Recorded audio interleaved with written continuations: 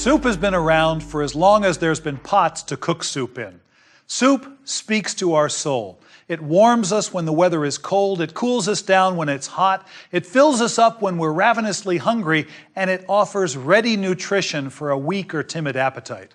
Now, every culture out there has a soup that really defines that culture and the people that eat it. If I were to say to you borscht or miso soup, or chowder, or goulash, or onion soup, you would know exactly what I was talking about. Those dishes are, in effect, national soups. We're going to get started making a national soup, tom kha gai, chicken coconut milk soup, that is a national soup from Thailand, and I've got everything laid out here, so let's get started. I'm going to turn the heat on in this pan, and what I have right here is the coconut fat that came off the top of a can of coconut milk. This is almost pure fat with a little bit of moisture, and I want to put it into a hot pan, and I want to cook it until it breaks. I want the fat to come out of that coconut milk so that I can use it to cook in. Now, let's say that you shook the coconut milk up and the fat was all mixed in. You can certainly use a little bit of canola oil or peanut oil. That's fine. But this is kind of a fun little technique. While that's coming down, we're going to add some shallots and some garlic, some lemongrass, some pepper paste. This is called sambal ulek. And then here, something called galanga, which is close cousin to ginger, a little bit deeper in flavor and woodier. As I was listening to that, I could hear that the bubbling had almost stopped, which to me means the water is gone and it's almost pure fat. So I'm going to get this show on the road. In goes the shallots. In goes the garlic. In goes the lemongrass. I'm going to take this galangal and slice it and throw it in almost like it were a bay leaf. People should be smart enough not to eat this woody root. I'll just put it in big pieces like that. Let me just say a word or two about lemongrass. This is lemongrass right here. I only want to use the bottom 8 inches, the part that's thick and juicy. And you've got 2 choices. One is to cut it into a big piece like that, and then just bruise it with the back of your knife, and think of it the way you might think of a bay leaf. Alternately, you can cut it up really small the way that I did, and everything will be right with the world. Because everything was cut up so small, it's time for me to add some pepper paste. You can always add more, you can't take it out. When this becomes aromatic, and it has become aromatic already, we are set and can move forward. Okay, I'm going to add chicken stock to this pan.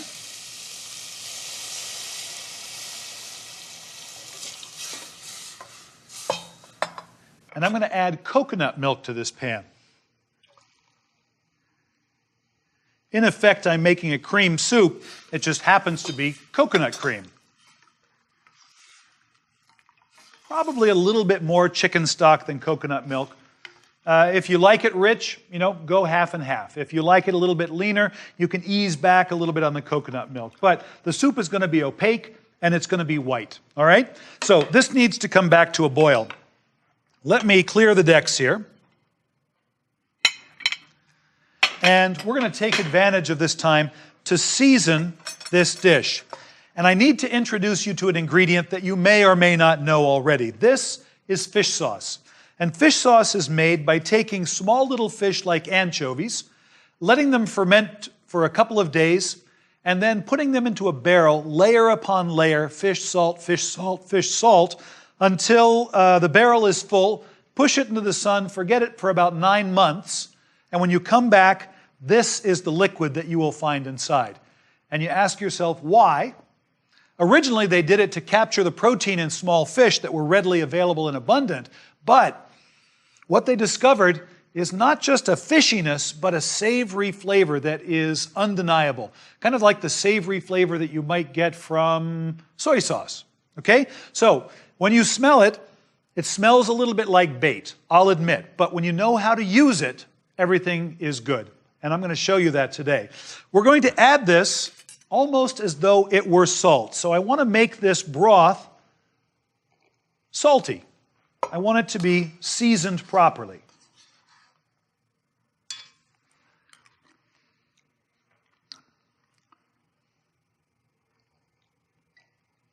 All right, that's enough fish sauce.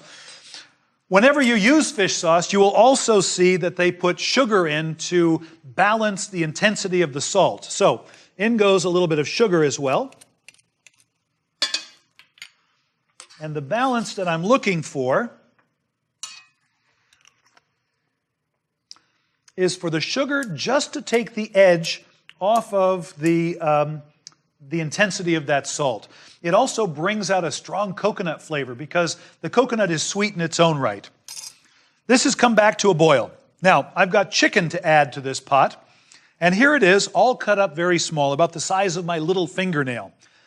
It's important that this liquid be boiling before the chicken goes in, and this is the reason for it. The protein here is water soluble, so if I put it into cold liquid, the protein dissolves, and then it comes up to a boil, it coagulates, and I get this scum floating on the top, which is not very attractive.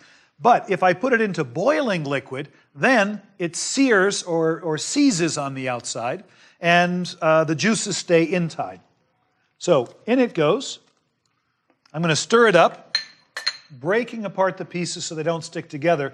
And because that chicken was cut so small, by the time it comes back to the boil, it's already cooked. We've been at this maybe for 2 minutes, and the soup is 3/4 of the way done. Okay, here's the next step. I've got some vegetables going into this soup. I've got kaffir lime leaves. These are wild lime leaves. You can find them more and more often. If you can't find them, maybe just a strip of lime zest would be good.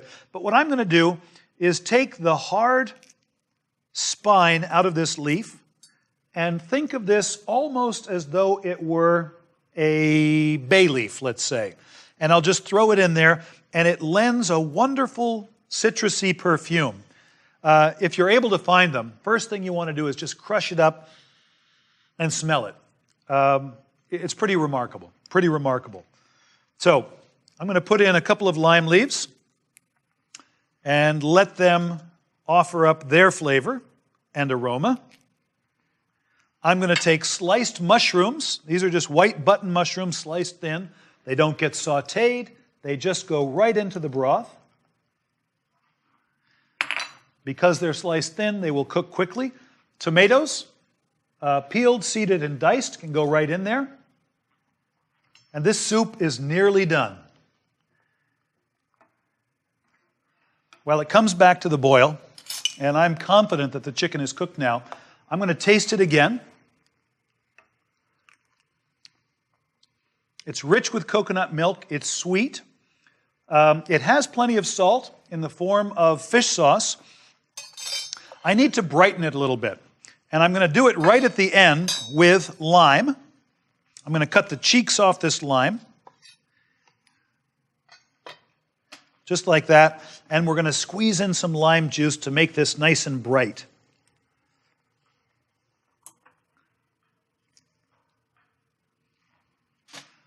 For this amount of soup, the juice of 1 lime should be just about right.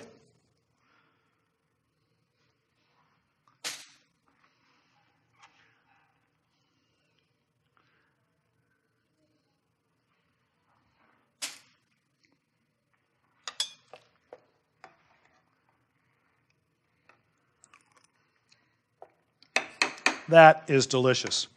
So, let me grab a bowl. We are going to add just a little bit of cilantro to this soup. 1 big stir, and it's ready to go. What you want to avoid with this soup is letting it simmer so long that the tomatoes begin to fall apart and this becomes a tomato soup. It's not. It's a chicken and coconut milk soup that just happens to have pieces of tomato and mushrooms and chicken in there.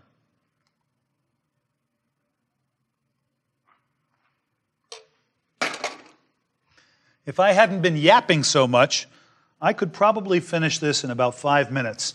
There it is, Tom Kha Gai, chicken coconut milk soup, the national soup of Thailand.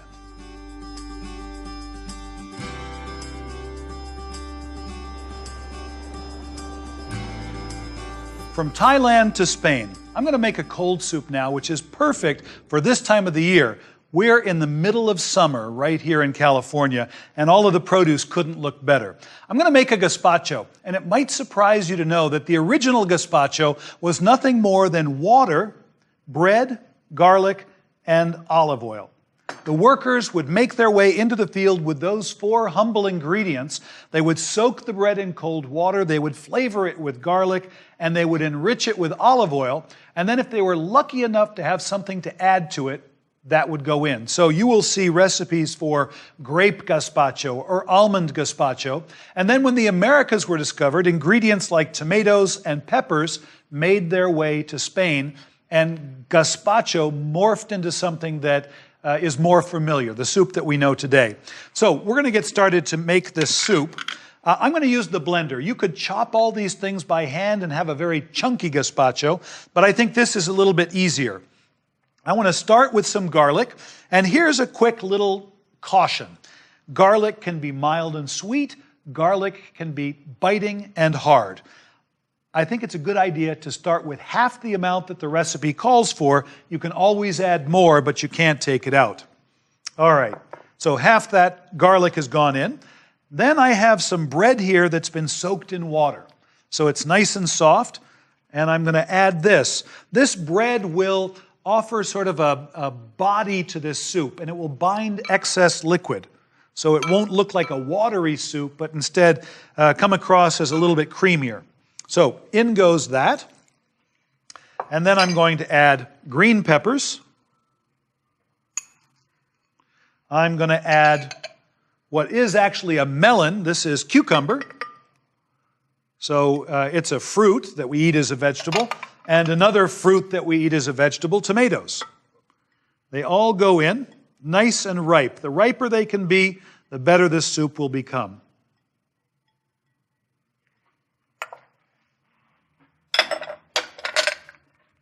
Now, the lid goes on.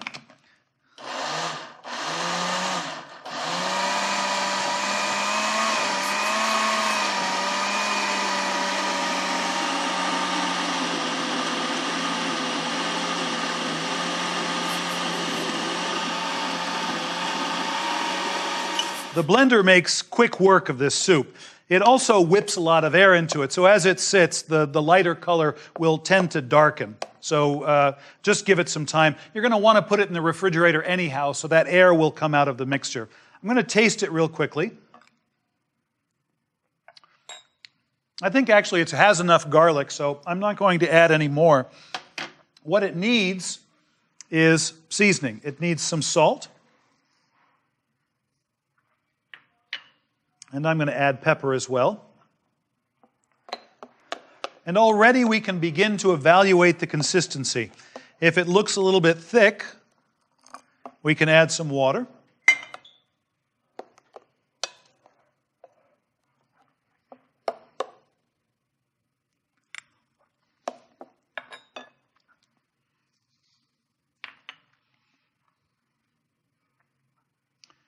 And then I want to brighten it up.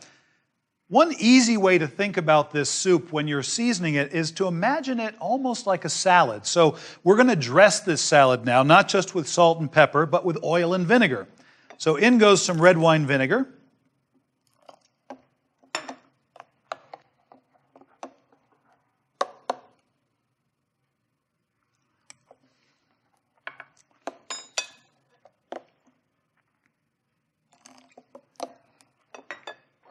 And then finally, some olive oil. I want a good quality olive oil, and you've got a lot to choose from out there. But on a good day, I think of olive oil as liquid sunshine. It has the flavor of sunlight converted into chlorophyll, and a richness all its own, and an aroma that is undeniable. If you could reach out for a Spanish olive oil, I think that would be a good idea. Spanish olive oils tend to be a little bit milder, You might be familiar with Tuscan olive oils that have a tremendous amount of power. That might overwhelm these vegetables.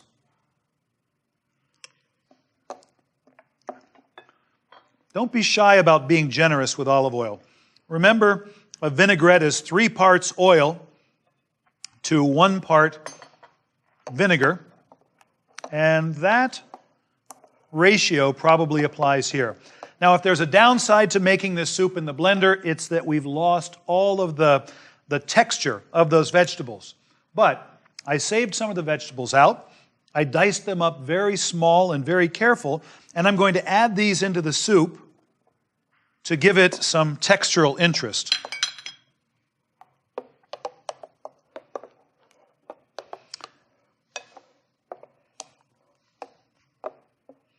All right, one last taste.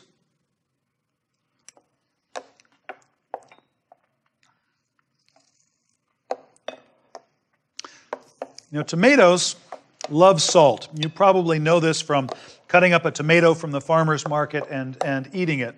They love salt. All right, that tastes pretty good. I'm going to ladle a portion of this soup into the bowl. If you have the time, putting it in the refrigerator for an hour or 2, I think is a nice idea. I wouldn't get it and serve it ice cold. I think that would be a mistake. And if you wanted to garnish it, you could save some of those vegetables and float them on the top. Or what I'm going to do here is just get some fresh herbs. I've got some lemon verbena, which has a nice lemony flavor. I'm going to cut that up very, very fine. We'll sprinkle that on the top. And then I've got some thyme as well. And the thyme is in bloom. It has beautiful purple flowers.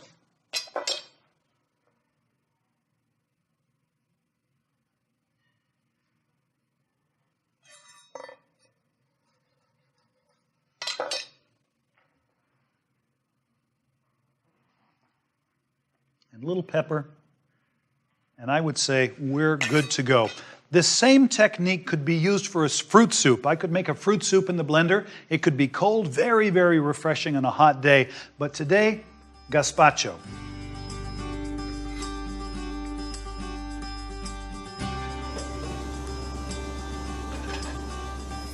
On to another national soup, this time French onion soup.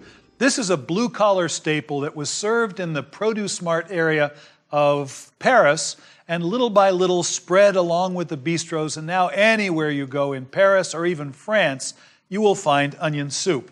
I've got the ingredients all laid out here, but they're really pretty simple. I've got onions, I've got stock, and at its most basic, that's it. Now, this amount of onions right here is what goes into about a quart of soup. I've sliced them up. It's about the easiest way I can cut them. And if you take a look, it's quite a volume. That's maybe a quart or more. By the time I've cooked them, you'll have only that much, so it cooks down quite a bit. I'm going to set these aside for just a second, and what I've done already is I've sautéed those onions in a fat that can withstand the heat of this pan over time. I had 2 options here. One was clarified butter, the other was canola oil. Clarified butter is just butter that has had everything removed from it, the milk solids and the buttermilk, that will burn easily. So I've raised the smoke point of butter significantly by clarifying it. Anyhow, I have these onions in a pan, and they've been cooking now, I would say, for about 35 minutes. I got the pan really hot. I added the oil. When the oil smoked, in went the onions, and I stirred them just to coat them with fat, and then I left them alone for a while. If you continually stir them, they tend to mat down, and it captures moisture in there, and with moisture, they can't brown properly. Little by little, you'll notice some color taking hold, and you want to stir the brown from the bottom and move it to the top. If you ever see the bottom of the pan beginning to burn, if you see the fond beginning to develop, and it looks a little bit darker than you think is appropriate, I'm looking in here and it's sort of a deep golden brown, but certainly not black. If it starts to get too dark, pull the pan off the heat and scrape it with your spoon or your spatula. I've got a wooden spoon with a flat end, and it seems like it's just about the perfect tool for cleaning up the bottom of the pan, scraping any residual onion away so that it doesn't burn. If that doesn't do it, you might want to add just a little bit of liquid to deglaze the bottom, and then let the liquid evaporate and continue to cook it until you get this deep, dark, caramelized onion color. I would call that almost mahogany. The flavor gets sweeter, the flavor gets deeper, the flavor gets richer, and then an interesting thing happens. The sweetness tends to turn a tiny little bit bitter. And if you catch it at the right time, you get a beautiful balance of sweetness and bitterness that is just savory and really delicious. So our next step is to deglaze this pan. And I've got some Calvados. I've got apple brandy right here, which lends a great depth of flavor. I'm going to add it. And I'm going to use that to clean up everything that's sticking to the bottom and the sides of the pan. If you were making this at home, we would be into this for about 30 minutes. And it really demands your attention. You don't have to stir it constantly, but you should be in the kitchen and periodically just check up on it. All right, I've got 2 stocks here. Sometimes you'll read recipes that say you want a white veal stock for onion soup. Other times they'll say chicken stock is okay. To my taste, I like a blend of chicken stock and veal stock. I like the veal stock for the gelatin and the depth of flavor that it brings, and I like the freshness and the aroma of a chicken stock. So we're going to add these things in equal measure.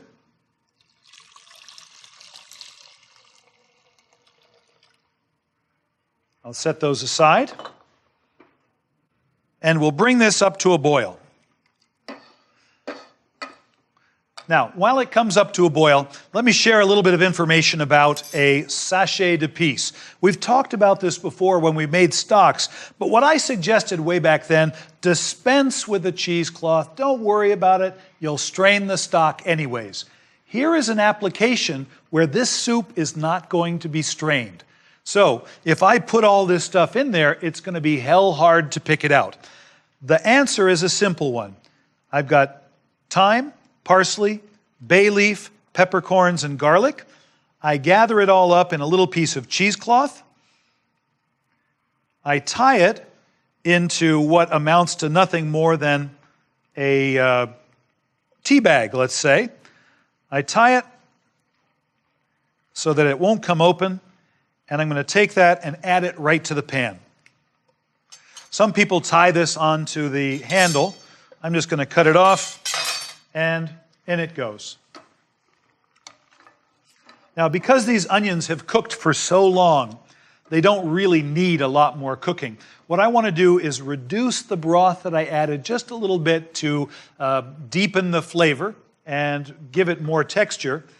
It should probably simmer for about 20 minutes. It wouldn't be a bad idea just to give it a little taste up front and see where we're at right now. So the sweetness of those onions is apparent. I'm not going to put salt in yet, but it sure needs it. I'll add it at the end after this is done cooking. I'm going to turn this down to a simmer now that it's come to a boil, and we're going to let it cook for about 20 minutes. That's about all you'll need. All right, this soup has been cooking now for about 20 minutes. Some of the color has come out of the onions, but now it's in the broth. I'm going to scoop this sachet out of the pan. It's time to discard that.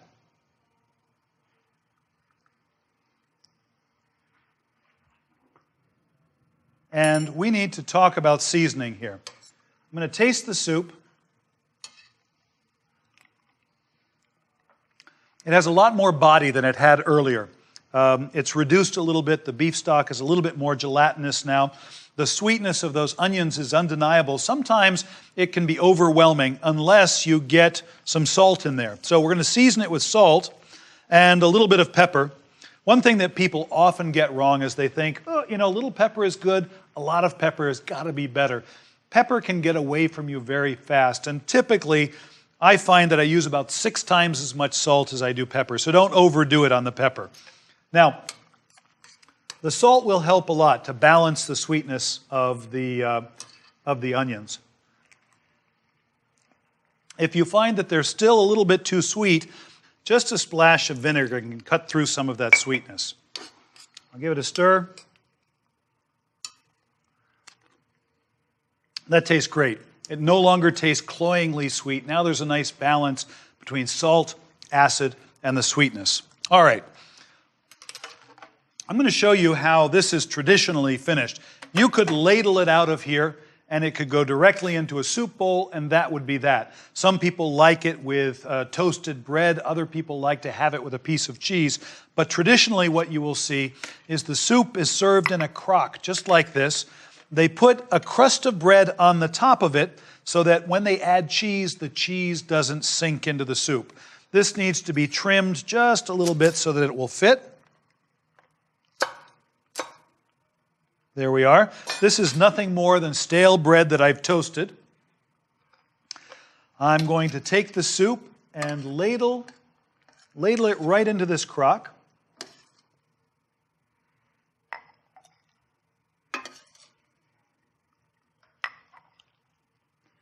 Almost all the way full. I'll turn that off. If you like Calvados as much as I do, maybe just a little splash of Calvados.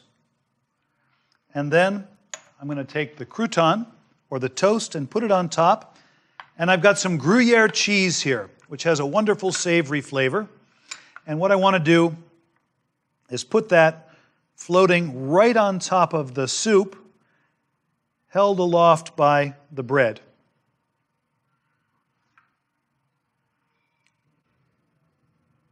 All right, off to the broiler.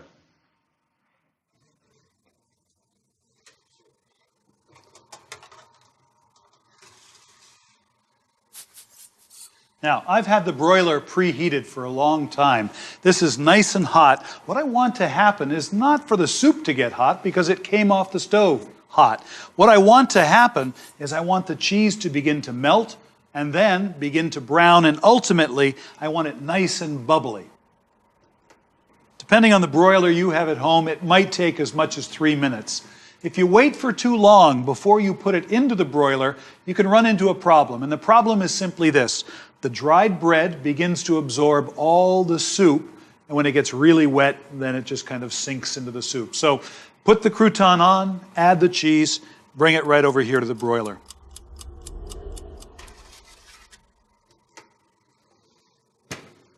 Okay, this smells great. You all know what toasted cheese smells like. That's exactly what we've got here. I've got the soup. It's bubbling hot. The cheese has begun to brown. Please be careful with this bowl. It's very, very hot.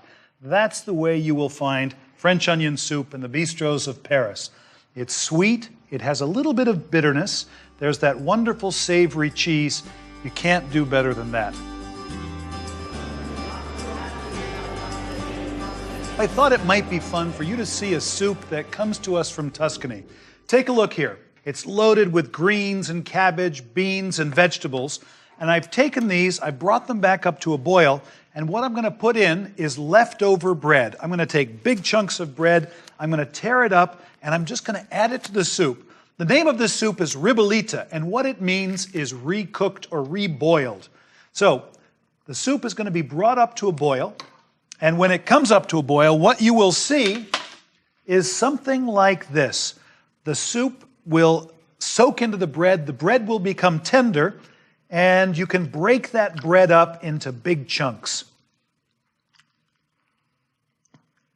It doesn't take much because it's so tender. This is really a rib-sticking soup. This is the kind of soup that you put the spoon in and it stands straight up. I'm going to gather some of this soup up and put it into the bowl.